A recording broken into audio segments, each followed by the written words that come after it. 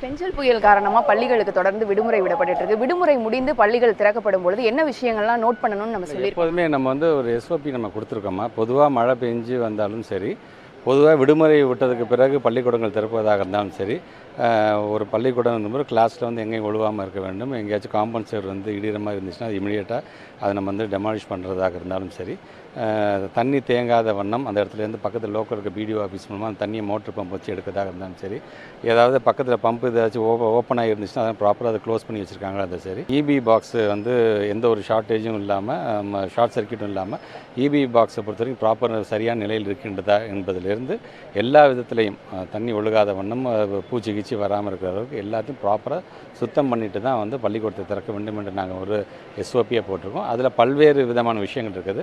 இதை அவங்க ஒவ்வொருத்தரும் அதை ஃபாலோ பண்ணணும்னு தான் சொல்லியிருக்கேன். மழை பாதிப்பு உள்ள பள்ளிகள் இது வரைக்கும் கணக்கிடப்பட்டிருக்கா? எவ்வளோ பள்ளிகள் அந்த மாதிரி மழை பாதிப்பில் சிக்கியிருக்கு?